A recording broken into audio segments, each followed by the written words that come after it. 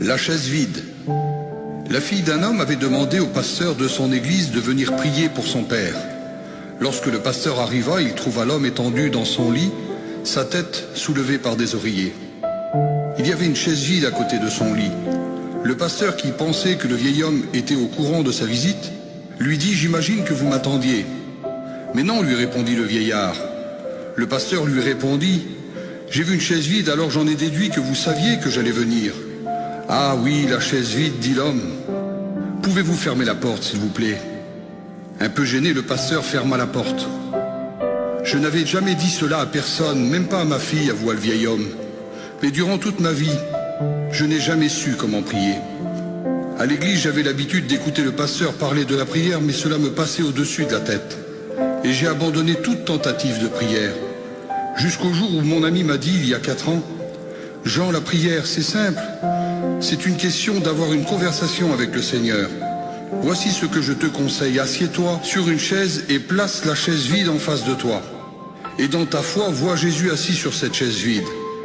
Ce n'est pas effrayant ou étrange, parce qu'il a fait cette promesse, je serai avec vous tous les jours. Puis parle avec lui de la même manière dont tu le fais avec moi maintenant. » Alors j'ai essayé, et j'ai tellement aimé cela que maintenant je lui parle quelques heures par jour. Je fais très attention, car ma fille, si elle me voyait parler à une chaise vide, elle m'enverrait à la maison des fous. Le pasteur fut si profondément touché qu'il encouragea le vieil homme à continuer son voyage de cette façon. Alors le pasteur pria avec lui fit l'onction d'huile et le quitta pour aller à l'église.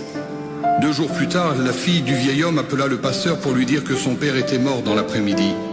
Le pasteur demanda « Est-il mort en paix ?»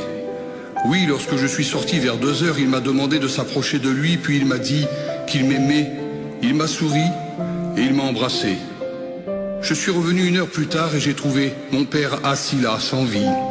Elle continua et dit « Il y avait quelque chose d'étrange à sa mort. Apparemment, juste avant de mourir, mon père s'est penché et appuyé sa tête sur la chaise vide près de son lit.